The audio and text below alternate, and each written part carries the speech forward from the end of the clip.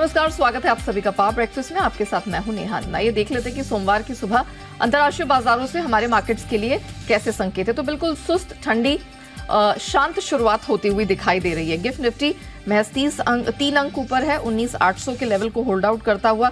Dow futures 35,000 के पास है, 5 अंकों की हल्की नरमी वहां नजर आ रही है। नैस्डैक फ्यूचर्स पर नजर डालें, 31.5 अंक, ये भी कमजोर फिलहाल दिखाई दे रहा है। एशियन मार्केट्स पर हालांकि नजर डाली जाए तो हम देख रहे हैं निके जापानीज मार्केट 23 पॉइंट्स नीचे, 23-24 पॉइंट्स की हल्की सी नरमी यहां पर दिखाई दे रही है। और बाकी जितने मार्केट्स खुल रहे हैं 1/3 से आधे % की कमजोरी दिखाई दे रही है। तो बहुत ज्यादा एक्शन या बहुत ज्यादा दबाव वहां पर नजर नहीं आ रहा है।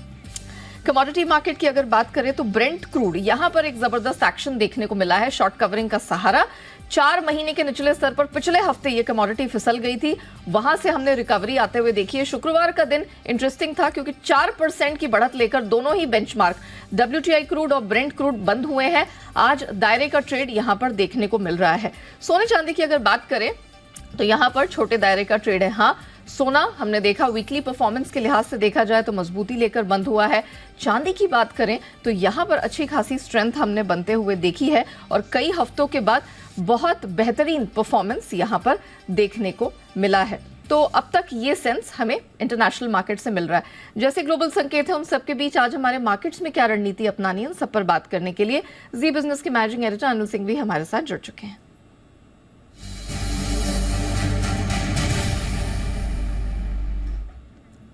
Sir morning.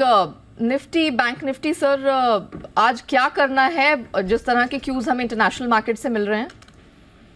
जी, नियम अंतर्राष्ट्रीय बाजारों के मिले जुले बहुत अच्छे भी नहीं, बहुत खराब भी नहीं। मेरे ख्याल से कोई ऐसी खास दिक्कत वाली बात है नहीं। भारतीय बाजार शुक्रवार को जरूर थोड़े से हल्की सी कमजोरी के साथ बंद होते दिखे थे। स्पेशली बैंक निफ्टी पर जो RBI की तरफ से प्रोविजनिंग के नियम आए उसको लेकर थोड़ा सा चिंता थी। तो मुझे लगता है कि थोड़ी सी स्टेबिलिटी फिर से आती हुई दिखेगी। एक सीमित दायरे का कारोबार रहने की आप उम्मीद करके चल सकते हैं। न बहुत बड़ी तेजी होने की उम्मीद है तो नहीं बहुत बड़ी कोई कमजोरी की आशंका है। FIs और घरेलू फंड के आंकड़े भी मिले जुले हैं तो मेरे ख्याल से लोअर रेंज पर सपोर्ट लेता हुआ दिखेगा और वो रेंज होगी 19,600 से 19,675। ये निफ्टी के लिए आज के लिए अच्छा सपोर्ट का काम करेगा। और ऊपरी स्तरों पर 19,800, 19,875 ये आपके लिए रुकावट का काम करेगी। बैंक निफ्टी एकदम क्रूशियल लेवल पर बंद हुआ है 43,600 के बेहद करीब 43,583। ये बड़ा इंपॉर्टेंट है कि वो क्लोजिंग बेसिस पे आज इस लेवल को होल्ड कर पाए। आज बैंक निफ्टी को लाल निशान में बंद नहीं होना है, अदरवाइज थोड़ी सी कमजोरी के लिए नीचे रास्ता और बैंक निफ्टी पर खुलता हुआ दिखेगा। लोअर लेवल पर जो सपोर्ट है इमीडिएटली 43,200, 43,400 सपोर्ट का काम करेगा बैंक निफ्टी के लिए। और ऊपरी स्तरों पर 43,875, 44,050 ये बैंक निफ्टी के लिए ऊपरी रेंज है। तो आई थिंक थोड़ा सा आज स्टॉक स्पेसिफिक एक्शन रहेगा। Mid cap small cap share अभी भी मजबूत रहेंगे और लार्ज कैप शेयरों में सीमित दायरे का कारोबार आपको देखने को मिल सकता है। तो सपोर्ट लेवल के आसपास आए तो खरीदारी कीजिए, ऊपर पहले रिकॉर्ड के लेवल के आसपास पहुंचे तो वहां प्रॉफिट बुकिंग करके फिर से निचले स्तरों का इंतजार कीजिए। ये रणनीति आज के लिए ठीक रहेगी। जी, वैलिड पॉइंट से धन्यवाद हमारे दर्शकों को दिशा देने के लिए। तो क्लियरली हम समझेंगे कि हमारे मार्केट्स में आज स्टॉक स्पेसिफिक एक्शन कहाँ का है, लेकिन एक बार ग्लोबल मार्केट्स में क्या कुछ हुआ है पिछले हफ्ते और किन ट्रिगर्स पे रखनी है नजर वो समझ लेते हैं। दीप हमारे साथ स्टूडियो में जुड़ चुके हैं। दीप मॉर्निंग, क्या कुछ हुआ है पिछले हफ्ते और इस हफ्ते के हाईलाइट्स इंटरनेशनल मार्केट से कौन कौन से? कुछ ज़्यादा बड़ा एक्शन नहीं हुआ है। पिछले 2 दिन से हम देख रहे हैं थोड़ा एक कंसोलिडेशन का मूव आ गया है अमेरिकी बाजारों में, बट जो पिछले 3 हफ्तों से पॉजिटिव ट्रेंड था या इस महीने की शुरुआत से आप देख रहे हैं पॉजिटिव ट्रेंड था बाजार में, वो अभी भी बरकरार है। कुछ वहां पर आपको बदलाव नहीं दिख रहा है। इनफैक्ट अच्छे मूड में ही दिख रहे हैं बाजार। शुक्रवार की बात करें तो एक बार फिर से कंसोलिडेशन वाला दिन रहा। बहुत ही सीमित दायरे में अमेरिकी बाजारों में कारोबार हुआ और लगभग बिना बदलाव के आपको बाजार बंद होते हुए दिखे। तो कुछ ज्यादा एक्शन शुक्रवार के सेशन में नहीं था जहां तक अमेरिकी बाजारों का सवाल है। स्मॉल कैप्स में जरूर खरीदारी थी। यहां पर आपने देखा रसल 2000 आपका करीब 1.4% ऊपर था, बट डाउ की जहां तक बात है 150 पॉइंट की रेंज में कारोबार होकर बिल्कुल सपाट बंद होते हुए दिखा है। स्टॉक्स में एक्शन थोड़ा ज्यादा था, इंडेक्स में नहीं था क्योंकि कई स्टॉक्स की ऑप्शंस की एक्सपायरी थी। ऑलमोस्ट $2.2 ट्रिलियन के स्टॉक ऑप्शंस की एक्सपायरी हमने फ्राइडे को होती हुई देखी। तो थोड़ा स्टॉक्स में आपको भारी उतार चढ़ाव जरूर देखने को मिला, बट वैसे बाजार में कुछ नहीं था। 2 दिन से कंसोलिडेशन ट्रेंड दिख रहा है, बट पिछले 3 हफ्तों से साप्ताहिक बढ़त का ट्रेंड आपको अमेरिकी बाजार दिखा रहे। ये जून जुलाई के बाद पहली बार हुआ है जब 3 हफ्ते लगातार आपको अमेरिकी बाजार पॉजिटिव बंद होते हुए देखें। तो पिछले हफ्ते भी करीब 2% ऊपर डाउ बंद हुआ है, 2.25% ऊपर S&P था और नैस्डैक ने फिर से आउट परफॉर्म करा है, 2.5% ऊपर आपको बंद होते हुए दिख रहा है। तो जो अच्छा एक्शन था बरकरार आपको अमेरिकी बाजार में दिख रहा है।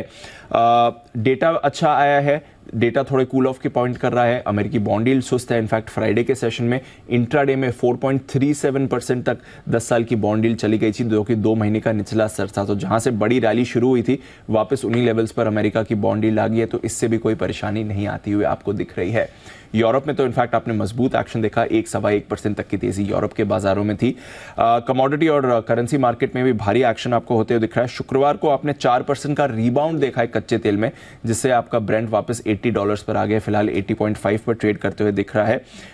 बट लगातार चौथी वीकली गिरावट आपने कच्चे तेल में देखी, क्योंकि थ्रू द वीक वैसे कच्चा तेल काफी कमजोर रहा था। ब्रेंट WTI क्रूड में करीब 1 से 1.5% की साप्ताहिक गिरावट आपने देखी है। डॉलर इंडेक्स आपका 2.5 महीने के निचले स्तर पर है, कन्विंसिंगली 104 के नीचे ट्रेड कर रहा है। सोने में आपने 2.5% की साप्ताहिक मजबूती देखी है, यहाँ पर थोड़ा ट्रेंड आपको ब्रेक होते हुए दिखा है। चांदी 7% की वीकली बढ़त दिखा रहा था। बेस मेटल्स में भी कुछ मेटल्स आपको एक्शन में आते हुए दिखे हैं, बट ओवरऑल कुछ ज्यादा परेशानी नहीं आ रही है करेंसी कमोडिटी मार्केट में।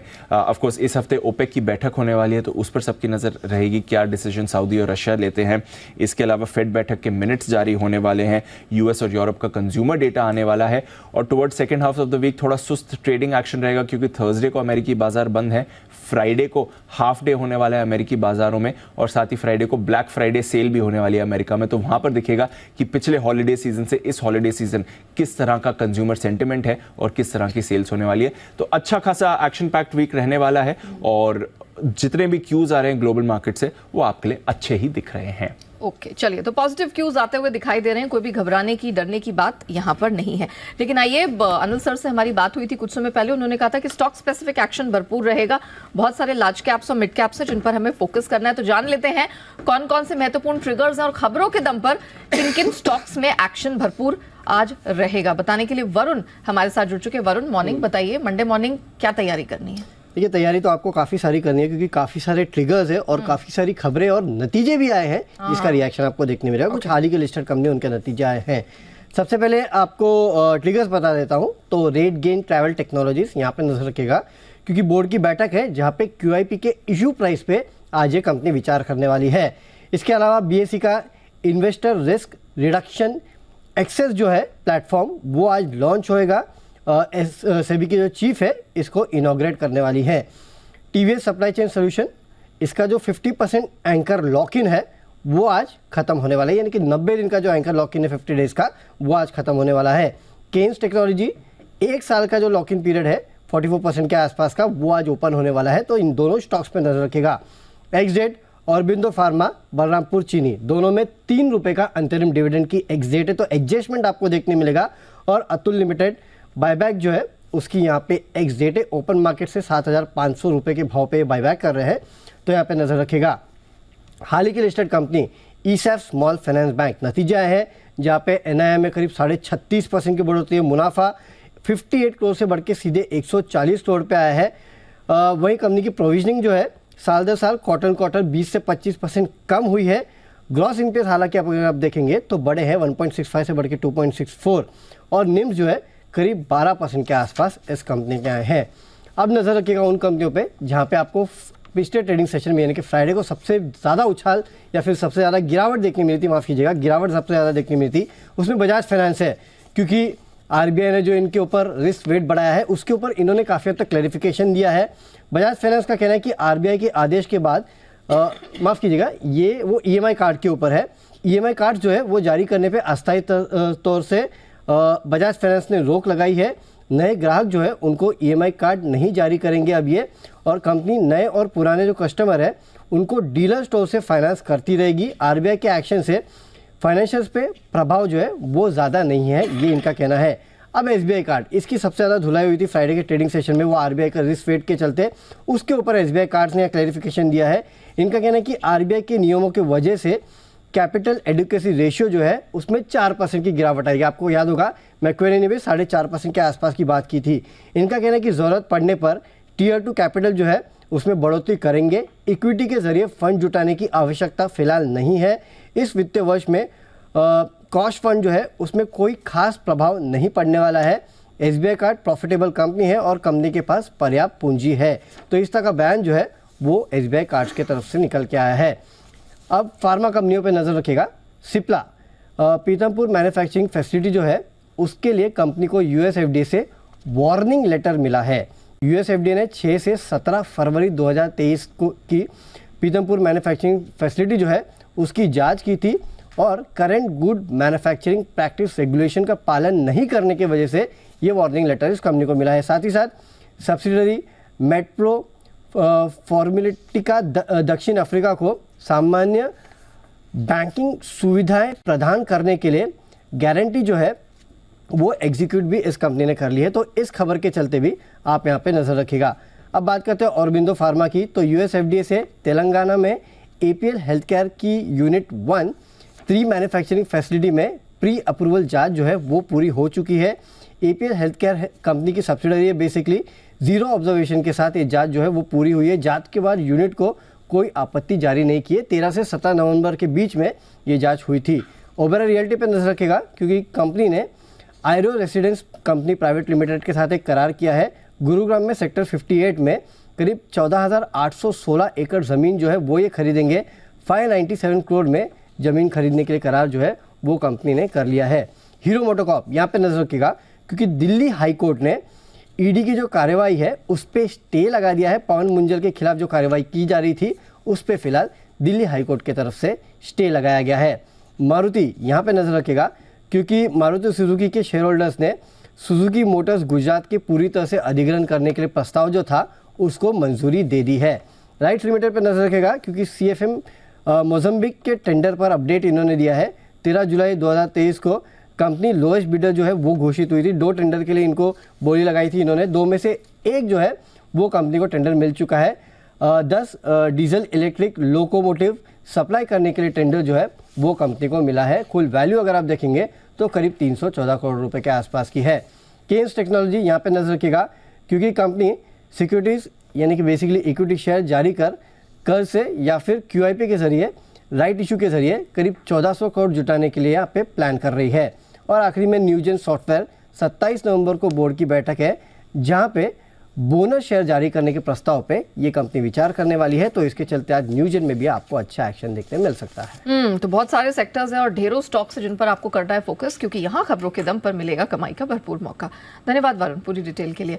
आइए अब एक्सपर्ट्स की राय भी जान लेते हैं। सेंट्रम ब्रोकिंग के नीलेश जैन हमारे साथ इस समय फोन लाइन पर जुड़ चुके हैं। नीलेश जी गुड मॉर्निंग, बहुत स्वागत है। जरा बताइए आज आपकी नजर कौन से स्टॉक्स पे रहने वाली, कोई सेक्टर्स जो फोकस में रहेंगे? Very good morning to you Neha ji. बिल्कुल देखिए फार्मा सेक्टर लगातार फोकस में रहा है पिछले कुछ एक दिनों से, तो इसी सेक्टर में से ग्रेनोल्स इस पर्टिकुलर काउंटर पे नजर रखनी चाहिए जहाँ पे लॉन्ग बिल्डअप हमें फ्राइडे के सेशन में देखने को मिले थे। टेक्निकली एक ब्रेकआउट भी देखने को मिला था, तो ग्रेनोल्स को लॉन्ग करने की सलाह होगी। यहाँ पे क्लोजिंग मिली थी लगभग 373 के लेवल के आसपास और ऊपरी सरों पर 380 एंड 390 ये 2 टारगेट के लिए ग्रेनोल्स को लॉन्ग करने की सलाह होगी। 364 का यहाँ पे स्टॉप लॉस रखना होगा।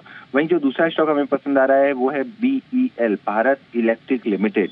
इस पर्टिकुलर काउंटर में भी अगर स्ट्रक्चर वाइज देखें तो लगातार एक series of high top and high bottom formation बन रहा है और फ्राइडे के सेशन में हमने यहाँ पे लॉन्ग बिल्डअप देखने को मिले थे, टेक्निकली ब्रेकआउट भी देखने को मिला था। तो भारत इलेक्ट्रिक में खरीदारी करने की सलाह होगी। ऊपरी सरों पर 151 पहला टारगेट, 155 दूसरा टारगेट, 142 का स्टॉप लॉस रखना होगा।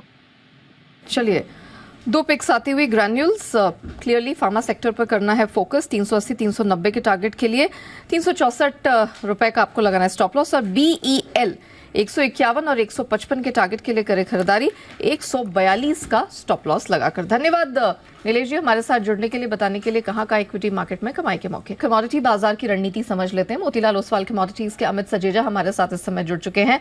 Amit ji good morning. सबसे पहले तो कच्चे तेल पर ही फोकस कर लेते हैं क्योंकि यहाँ पर हमने बड़ा इंटरेस्टिंग मूवमेंट देखा। पूरा हफ्ता पीछे काफी खराब साबित हुआ, 4.5 मंथ लोज पर कच्चा तेल था, लेकिन शुक्रवार को एक टर्न अराउंड दिखा थैंक्स टू शॉर्ट कवरिंग। अब जरा बताइए करना क्या है, जिस तरह की स्ट्रेंथ हमने देखी है ऑलमोस्ट 270 पॉइंट्स की, आज क्या करें?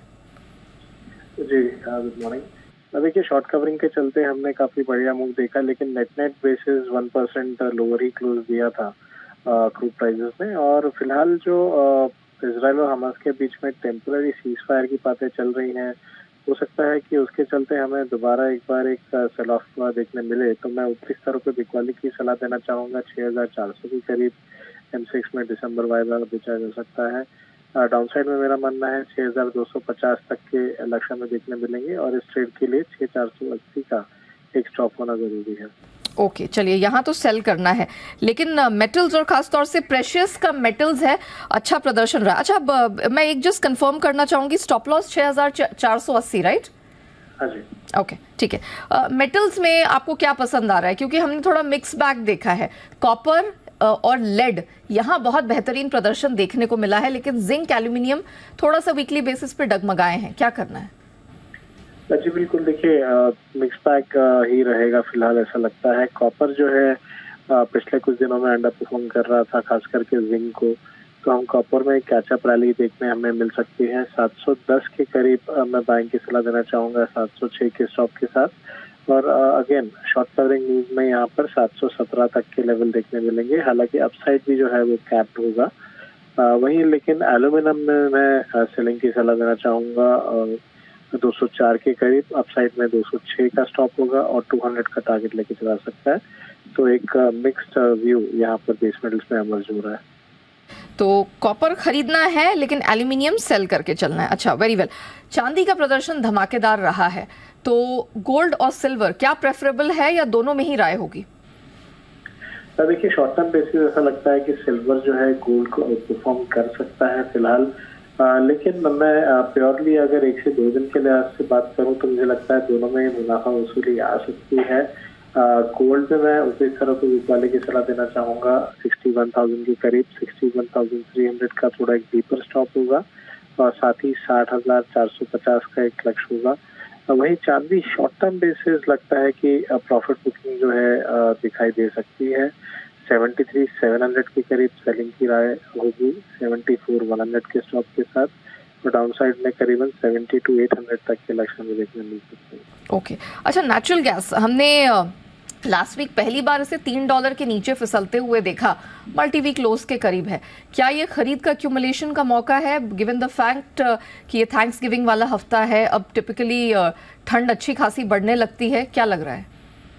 जी ओवरऑल मैं समझता हूँ, लेकिन फिलहाल जो वेदर फोरकास्ट है वो काफ़ी माइल्डर वेदर के हैं और इन्वेंट्री लेवल्स जो है काफ़ी बढ़िया है यूएस में खास। और जो प्रोडक्शन है वो भी रिकॉर्ड हाई पर है। तो इसके चलते जो है प्राइसेस में प्रेशर बना हुआ है ऊपरी स्तरों पे। तो मैं एक्चुअली फिलहाल बाइंग की सलाह नहीं दूंगा।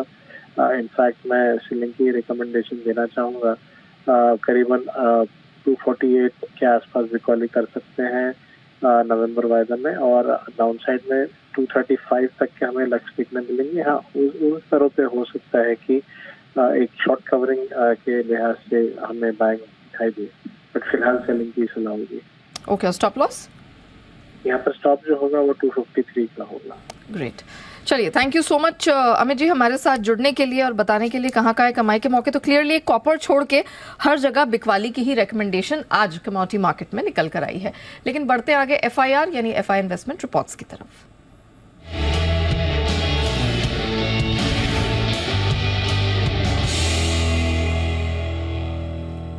तो विदेशी ब्रोकरेजेस की कौन से स्टॉक्स पे है नजर? वरुण के पास है पूरी डिटेल। वरुण, बताइए। तो नेहा, शुरुआत करूंगा एक माइनिंग कंपनी से ही, और NMDC यहाँ पे सिटी की रिपोर्ट आई है और लक्ष्य इन्होंने बढ़ा दिया है 160 से बढ़ा के 190 का किया है। और इनका तर्क काफ़ी इंटरेस्टिंग है। इनका कहना है कि यहाँ से प्राइजेस और ऊपर बढ़ेंगी, और खासकर NMDC के जो फाइन की प्राइजेस है वो एक्सपोर्ट पैरिटी से अगर आप देखेंगे तो 20% के आसपास के डिस्काउंट पे है। और वैल्यूएशन अगर आप देखेंगे तो ग्लोबल पीयर्स से ये काफ़ी सस्ता भी है, इसके लिए इनको ये पसंद आता है। और 160 से लक्ष्य बढ़ा के 190 के किए हैं। और दूसरा स्टॉक है टाटा मोटर्स।